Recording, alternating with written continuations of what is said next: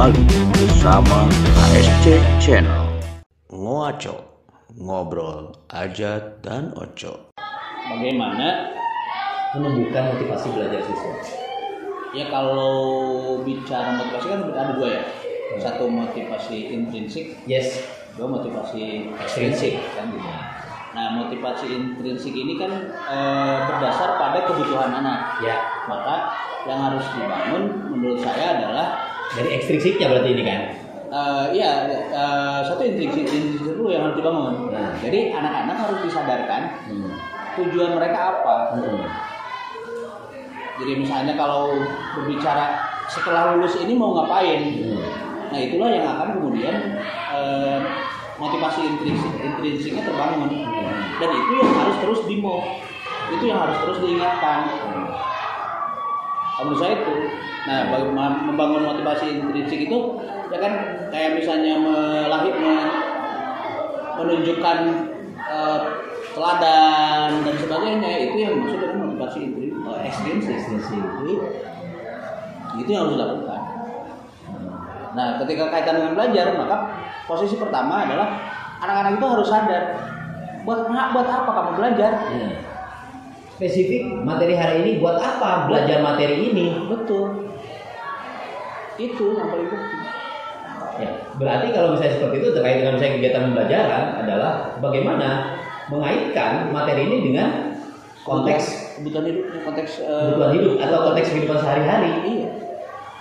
Nah, ketika misalnya guru itu tidak bisa mengaitkan materi hari ini dengan kebutuhan kontekstual siswa, berarti sudah gagal. Karena kan salah satu kegiatan di pendahuluan kan itu motivasi. Jadi di kegiatan pendahuluan itu salah satunya adalah penyampaian tujuan pembelajaran dan motivasi. Nah, sejauh mana motivasi itu terbangun, ya salah satunya adalah buat apa kamu belajar ini. Terkait dengan games dan lain sebagainya, sebesar apa sih peran games itu untuk bisa menumbuhkan motivasi belajar siswa? Satu, secara karakter anak-anak itu kan suka tantangan sebenarnya, termasuk kita. Kita kan nggak suka hidup datar. Manusia itu kan bukan manusia datar ya. Manusia yang terus gitu. Manusia itu relatif lebih suka kalau ditantang. Karena setidak mampu apapun, ketika ditantang adrenalinnya naik. Ya kan? Nah, yang perlu itu adalah bagaimana kita menantang anak-anak. Jadi kita tantang misalnya di materi ini tantangannya apa nih? Nah, maksud saya game yang dimaksud saya ini adalah ice breaking yang mungkin tidak nyambung nih dengan materi, ya kan? Ice breaking yang tidak menyambung dengan materi. Maksudnya gini, kan sering kita misalkan melakukan ice breaking yang tidak nyambung dengan materi. Anak-anak ketika ice breaking itu mereka semangat. Tapi ketika kita sudah masuk materi, lemes lagi. Ya kan gini, ice breaking itu apa sih? Ice breaking itu ketika anak-anak beku di es, panas, dinginkan. Jadi ice breaking ketika dia beku dipecah. Kenapa butuh ice breaking? Karena ada penelitian yang menyatakan bahwa batas maksimal konsentrasi itu kan hanya 15 menit. Maka sebenarnya ice breaking itu harus dibuat per 15 menit. Ice breakingnya seperti apa? Salah satu ice breaking yang paling sederhana adalah ketika sambung kata yang selalu dilakukan oleh kiai-kiai lama gitu ya. Contoh, rukun Islam itu ada. Itu ice breaking. Itu ice breaking paling sederhana. Karena ketika dipancing begitu, anak-anak akan keluar. 5, itu ice breaking. Paling sederhana itu ice breaking itu. Jadi bukan misalnya hanya tepuk dan sebagainya. Yang paling penting ketika anak-anak beku dipuyang, tarik lagi. Nah, pertanyaan saya tadi, humor itu adalah ice breaking. Nah, sejauh mana efektivitas ice breaking itu untuk motivasi? Ada nggak hubungannya? Ya tergantung juga ice breaking yang dipilih yang gimana. Kalau misalnya ice breaking yang berisi, yang bermakna, itu bisa jadi motivasi. Tapi kalau ice breakingnya hanya untuk senang-senang, ya bisa jadi sebenarnya justru mengacaukan konteks yang sedang dibangun. Atmosfer belajar yang sedang dibangun malah pecah lagi. Iya, malah pecah lagi. Jadi ketika mereka sudah konsen nih, kemudian kita ice breaking, akhirnya yang mereka ingat itu bukan lagi konten yang sedang dipelajari. Yes. Tapi dia ingat sama guyon kita. Akhirnya yang terbawa pulang ya guyonnya. Makanya perlu hati-hati itu di situ. Ya. Makanya kenapa ice breaking itu kan sebenarnya hanya digunakan ketika metode kita ceramah. Itu butuh ice breaking. Atau misalnya di awal pembelajaran ketika peralihan dari satu mata pelajaran ke mata pelajaran kita untuk mengunci konsentrasi, menyenangkan. Nah, dulu lah ice breaking untuk hiburan dulu. Kalau bahasa otak bawah alam sadar itu kan begitu. Ya. Membuka alam bawah sadar. Jadi alam bawah sadar itu akan terbuka ketika dalam kondisi bahagia. Bahasa sederhananya, konsentrasi itu akan mudah ketika otak bawah sadarnya kebuka. Dan membuka otak bawah sadar caranya adalah bahagia. Ya. Otak kanan yang menguasai. Ya, itu sama saja dengan misalnya hypnoticing ya. Hypnoticing betul. Ya. Kalau hypnoticing kan membawa ke alam bawah alfa ya. Alam alfa gitu. Dan kemudian dimasukkan sugesti positif. Itu juga sebenarnya adalah salah satu ice breaking. Nah, berarti kembali kepada tadi bagaimana caranya menumbuhkan motivasi belajar. Bahagia. Ekstrinsik yang bisa kita bangun untuk siswa. Bahagia. Jadi masuk itu dalam kondisi bahagia. Aku sekarang udah lagi nemuin ya. Jadi setiap aku masuk, Assalamualaikum warahmatullahi wabarakatuh. Kembali lagi di ASC Channel. Hari ini kita akan bicara tentang mereka yang ini Pak. Ada kekunci tetap selama perjalanan itu udah enak aja. Nah, tinggal bagaimana tindak lanjutnya. Nah, salah satu lagi yang paling penting di pembelajaran otak itu kan bagaimana otak bisa membaca. Otak itu akan sangat kesulitan ketika membaca tulisan yang berderet. Dia lebih mudah mencerna tulisan yang mind mapping. Maka salah satu teknik menulis di papan tulis itu gunakan mind mapping. Itu mind mapping itu akan lebih keren. Percaya sama gua, anak-anak itu bisa melihat sesuatu yang tidak bisa dilihat oleh dia. Judul, ini poin-poinnya, hapus sama kita. Itu anak pasti ingat. Itu hanya dengan melihat saja apa anak menulis lagi? Hanya melihat saja. Setelah mereka melihat, kita hapus, mereka nulis.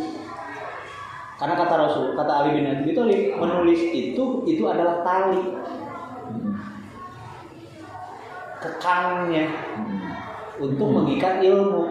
Nah, yang terjadi selama ini dalam proses belajar adalah dari papan tulis langsung dituliskan ke buku, tidak ditarik dulu, disimpan dulu di memori.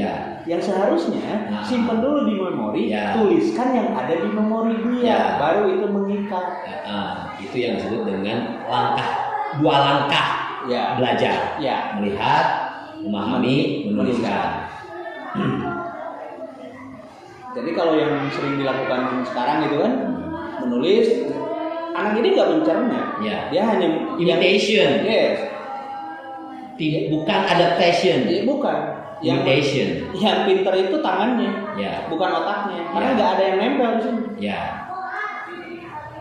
Imitation tadi. Hanya menjiplak. Tapi kalau misalnya dia pahami dulu satu paragraf, tuliskan dengan bahasa sendiri. Kalau mau pendekatan tadi, tapi menurut gua yang paling keren tadi mind mapping. Nggak ada lagi. Karena otak itu terdiri dari sel-sel yang acak-acakan gitu. Dan dia akan menangkap dari yang acak-acakan itu, dan tugas otaklah yang kemudian merangkum menjadi satu barisan.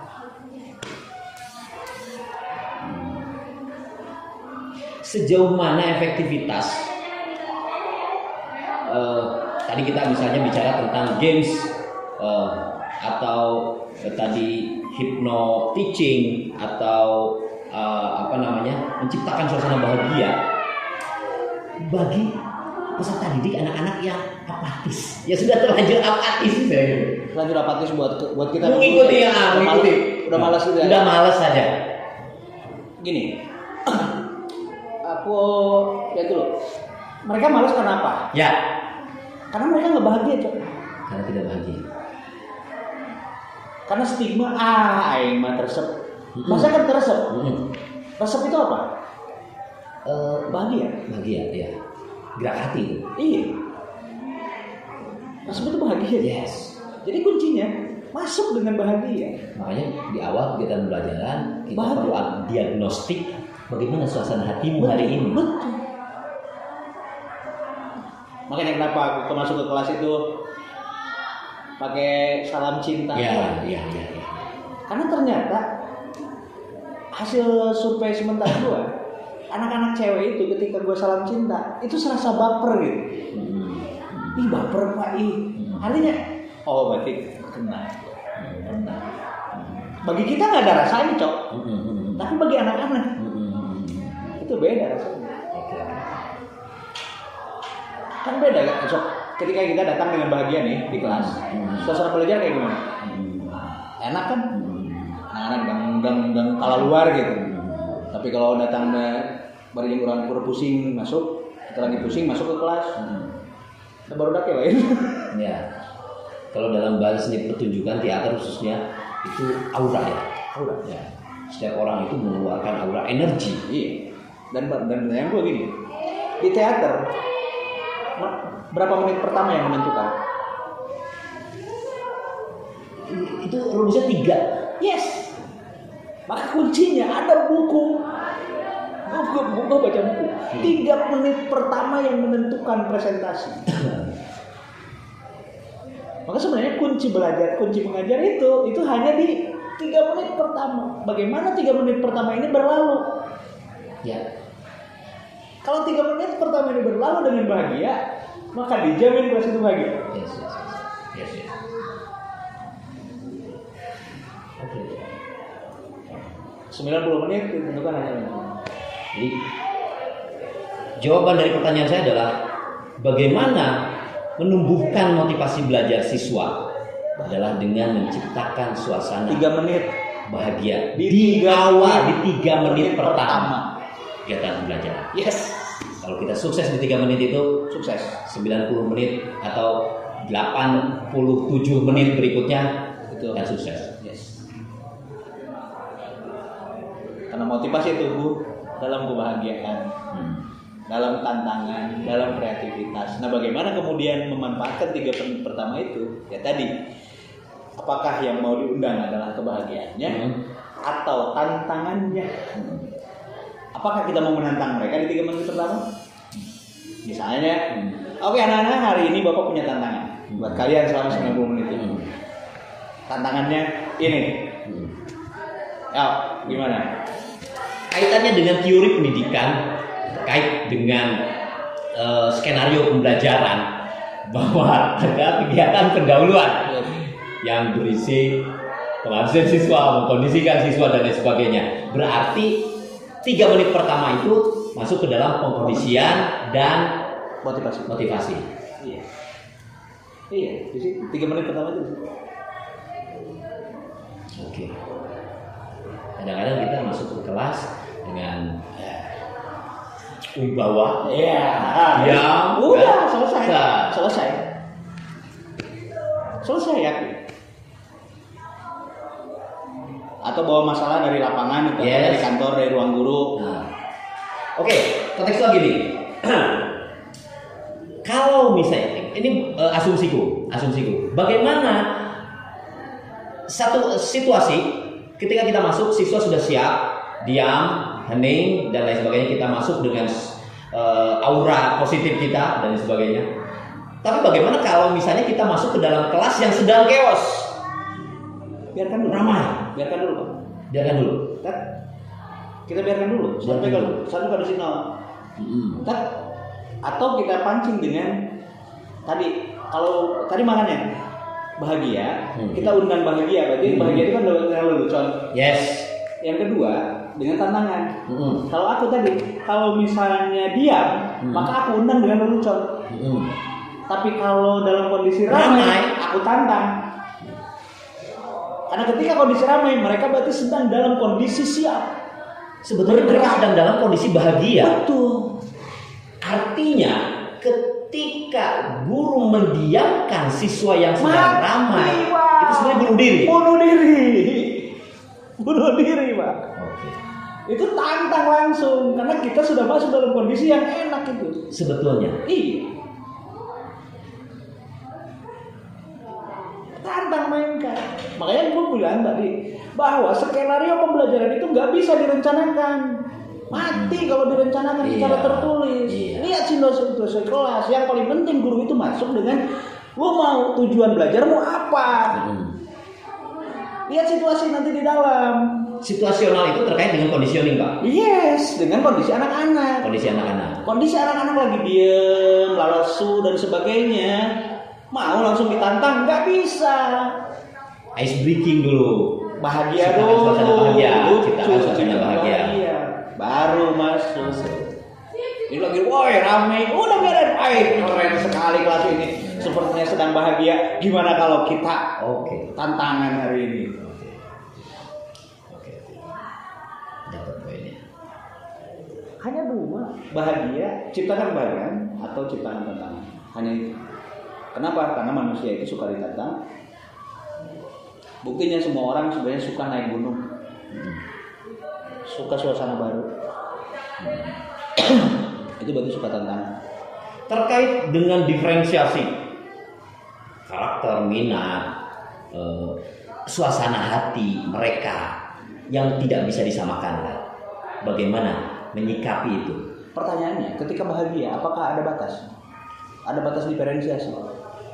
Nah, maksudku 36 anak di dalam satu kelas itu memiliki kebahagiaan yang berbeda. Ya. Maksudnya gini, ada yang sedang bahagia, ada yang sedang sedih, ada yang sedang ngantuk, ada yang sedang dan sebagainya. Nah, tentu saja kita tidak bisa menentukan mereka di titik yang sama. Betul. Kan? Nah, bagaimana? Nah, itu tadi gue bilang ketika ini kan macam-macam nih, ada yang lesu, ada yang bahagia dan sebagainya. Ya sudah, ketika mayoritas anak-anak itu sedang lesu, bangkitkan kebahagiaan mereka dengan lelucon, ya macam-macam lah tekniknya kan gitu. Atau misalnya ada cerita dulu, misalnya kita cerita motivasi seseorang masuk, nah itu bisa gitu. Dan itu akan memantik. Artinya yang lagi sedih lupa sama kesedihannya, lagi ngantuk jadi curi khas